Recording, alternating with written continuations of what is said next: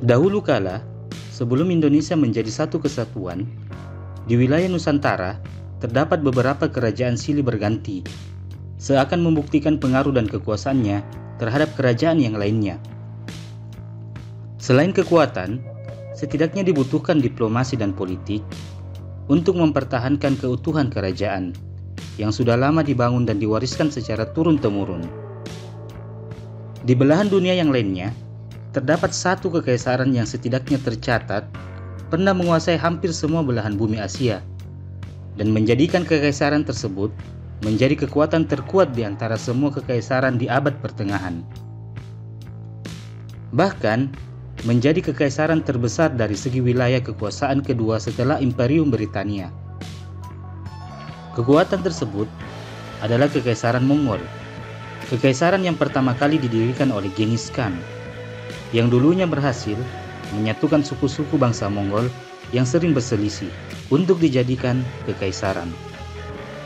Salah satu alasan mengapa kekaisaran ini sangat besar hingga menyentuh dataran Eropa, selain dari diplomatiknya adalah pasukan tempur bangsa Mongol yang ahli dan terlatih di bidang berkuda dan memanah. Dan tentunya, keahlian tersebut sangat cocok digunakan di wilayah relatif datar dan pegunungan. Kembali ke Nusantara. Di wilayah ini, dulunya terdapat kerajaan yang tercatat merupakan sebagai monarki terbesar dalam sejarah Indonesia. Bahkan, dikatakan kerajaan tersebut mempunyai kecakapan dalam bidang maritim. Bendera Indonesia saat ini merupakan adaptasi dari bendera kerajaan tersebut. Kerajaan tersebut adalah Kerajaan Majapahit yang didirikan oleh Raden Wijaya dan berpusat di Tanah Jawa. Pendirian Kerajaan Majapahit tentunya ada kaitannya dengan pasukan Kekaisaran Mongol yang datang ke Tanah Jawa. Di dalam seri ini akan kami ceritakan sedikit kisah penyebab Kekaisaran Mongol datang ke Tanah Jawa dan kaitannya dengan Kerajaan Majapahit.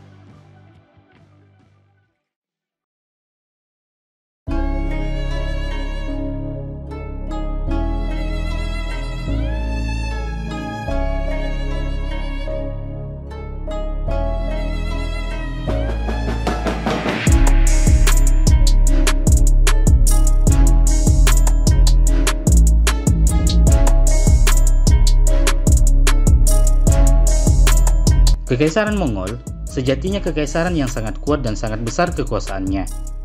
Mereka ahli dalam hal menaklukkan negeri-negeri yang mereka lalui.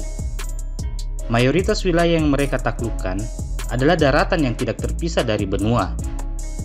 Kekaisaran Mongol terkenal dengan bangsa yang tanpa kompromi ketika berperang. Walaupun begitu, mereka biasanya menempuh jalur diplomasi sebelum menyerang satu wilayah dengan menerapkan sistem upeti. Masa kejayaan bangsa Mongol tentunya terletak di setiap generasi mereka, apalagi ketika Kekaisaran Mongol dipimpin oleh Kubilai Khan. Kubilai Khan merupakan cucu dari Genghis Khan, sang pendiri Kekaisaran Mongol. Sama seperti keturunan Genghis Khan yang lain, Kubilai Khan juga sangat tertarik terhadap budaya luar, utamanya budaya Tiongkok. Ketertarikannya membuat Kubilai Khan mempelajari sejarah, seni, dan kebudayaan dari dinasti sebelumnya di Tiongkok. Kubilai Khan adalah pendiri dinasti Yuan, dinasti asing pertama yang didirikan di Tiongkok sebelum dinasti Qing. Dan di saat bersamaan, Kubilai Khan adalah kaisar dari bangsa Mongol. Di masa kekuasaannya, Kubilai Khan banyak sekali melakukan perluasan invasi ke daerah Asia. Upaya invasi tersebut setelah menguasai keseluruhan Asia Timur. Setidaknya ada beberapa invasi yang berhasil dicatat, seperti menguasai Korea, Vietnam Utara, Vietnam Selatan, Thailand, dan Myanmar. Sedangkan upaya invasi ke Jepang mengalami kegagalan setelah 2 kali mengalami musibah di lautan. Dalam melakukan invasi, bangsa Mongol mempunyai tradisi yang sangat unik pada saat itu. Kubilai Khan, penguasa Kekaisaran Mongol sekaligus kaisar dinasti Yuan, mengirim utusan ke banyak wilayah kerajaan untuk meminta mereka membayar upeti dan tunduk di bawah kekuasaannya. Beberapa kerajaan bersedia membayar upeti dan mau mengakui kedaulatan kerajaan Mongol. Tapi, ada beberapa kerajaan yang menolak mengakuinya. Salah satunya adalah Sri Maharaja Kartanegara, sang penguasa kerajaan Singasari. Singkat cerita, pada saat itu Kubilai Khan mengirim beberapa utusan untuk melakukan ekspedisi di lautan dan mencari kerajaan-kerajaan di Asia Tenggara yang belum mengakui kedaulatan Kekaisaran Mongol. Mengsi adalah salah satu perwakilan yang dikirim ke Jawa Dipa, sebutan untuk Pulau Jawa di masa itu. Setibanya di kerajaan Singasari, Mengsi kemudian bertemu dengan Sri Maharaja Kartanegara untuk menyampaikan tujuannya agar tunduk dan membayar sejumlah upeti kepada dinasti Yuan. Tak disangka, Sri Maharaja Kartanegara tidak sudi dan menolak ajakan tersebut, karena baginya sangat tidak mungkin merelakan kerajaannya tanpa perjuangan. Mengsi kemudian diusir secara paksa untuk keluar dari kerajaan dengan luka di telinga dan wajahnya. Kartanegara memberi hukuman kepada utusan Kubilai Khan seperti hukuman kepada pencuri di masa itu. Mengsi kemudian kembali ke dinasti Yuan untuk melapor kejadian yang dialami selama ekspedisi Jawa Dipa. Mendengar utusannya diperlakukan seperti itu, Kubilai Khan tentunya tidak tinggal diam. Di dalam buku Yuanxi, buku yang mencatat sejarah dinasti Yuan, mengatakan bahwa Kubilai Khan sangat terkejut mendengar hal itu, sehingga dia memerintahkan untuk mengirim kelompok tim ekspedisi guna membalas atau menghukum perbuatan Kartanegara. Bahkan, Kartanegara disebut orang barbar oleh Kubilai Khan. Sesuai naskah Yuanxi, terdapat sekitar 30.000 prajurit dipersiapkan di pelabuhan untuk diberangkatkan bersamaan dengan 1.000 kapal dan perbekalan selama 1 tahun. Pemimpin dari ekspedisi militer ini adalah Sibi, orang Mongol, Ikemese, orang Yugur, dan Gao Xing, orang Tiongkok. Mereka berangkat dengan kapal besar menuju Jawa. Saat mereka mempersiapkan perjalanan menuju Pulau Jawa, di tanah Jawa sendiri sedang terjadi pergejolakan politik. Terjadi pemberontakan di kerajaan Singasari yang dinahkodai oleh Jayawat Kang dan pengikutnya. Ekspedisi ke Jawa Dipa merupakan perjalanan laut yang sangat panjang bagi dinasti Yuan. Tercatat, dalam perjalanannya mereka singgah di beberapa tempat, seperti Daifet dan Champa yang sekarang menjadi Vietnam, kerajaan kecil di Malaya dan Sumatera, kemudian Belitung, sampai akhirnya mereka tiba di Jawa Dipa atau Jawa melalui pelabuhan Tuban.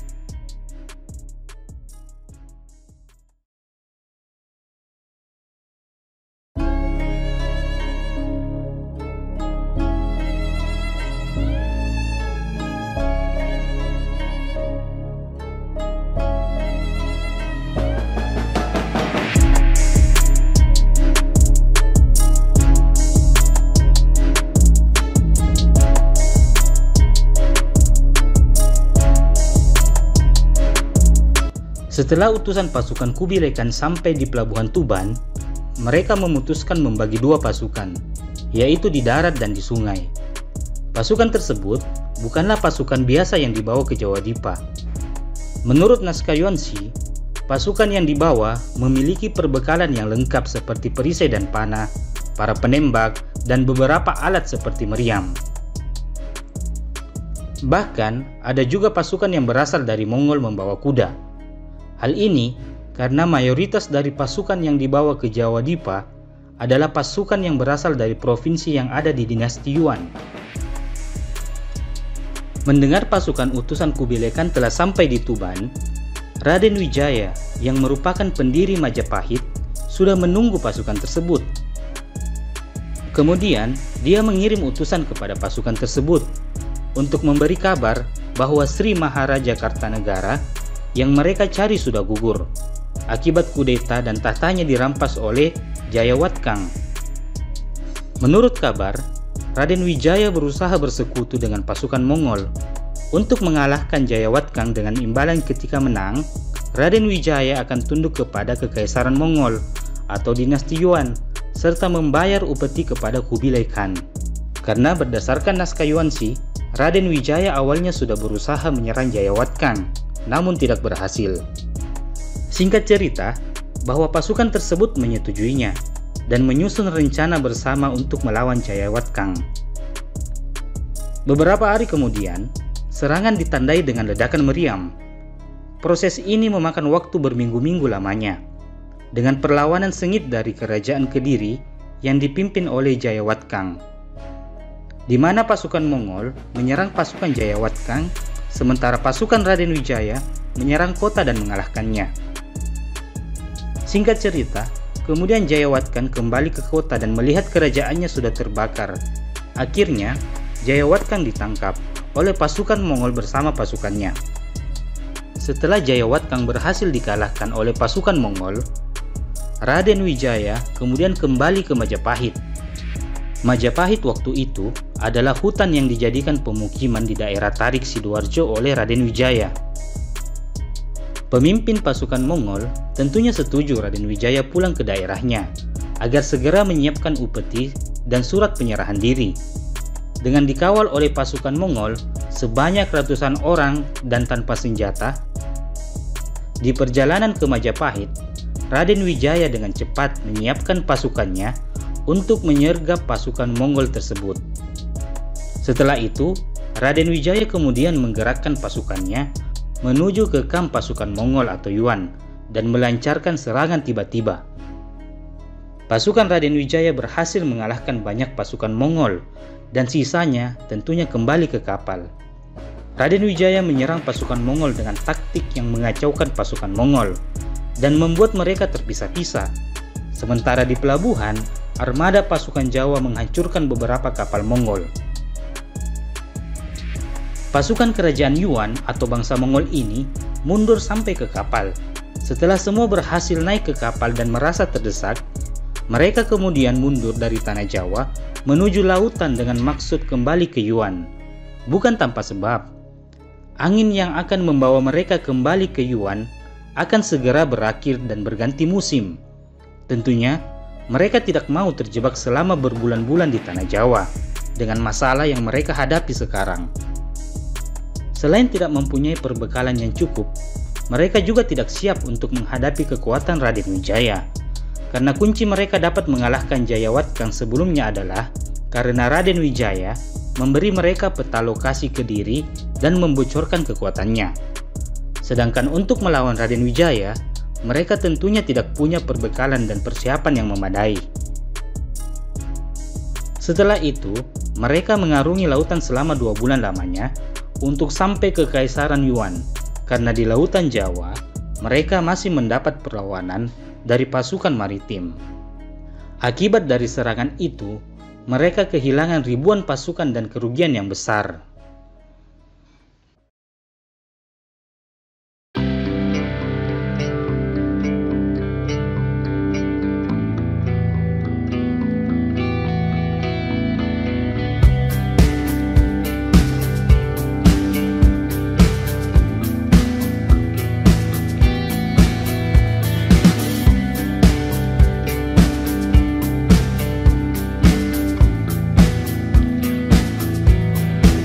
Kejadian ini berdampak besar kepada kedua belah pihak, di mana di pihak Kekaisaran Mongol atau Yuan, mereka kehilangan banyak sekali pasukan elit dan perlengkapan militer.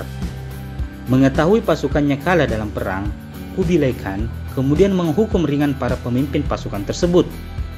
Kubilai Khan kemudian berencana mengirim kembali pasukannya ke tanah Jawa dengan armada yang sangat besar, berjumlah 100.000 kala itu. Namun, seolah takdir berpihak ke Raden Wijaya, Kubilai Khan wafat beberapa tahun setelahnya. Kegagalan ini adalah misi ekspedisi militer terakhir Kubilai Khan. Sebaliknya, kejadian ini adalah awal dimulainya era kerajaan Majapahit yang dipimpin oleh Raden Wijaya. Sejarah mencatat kerajaan Majapahit adalah kerajaan terkuat di Nusantara dengan pengaruhnya yang sangat besar, apalagi di bidang maritim, pada saat era kemasaannya selama beberapa periode. Terima kasih telah meluangkan waktunya untuk menonton video ini, dan sampai jumpa di seri selanjutnya.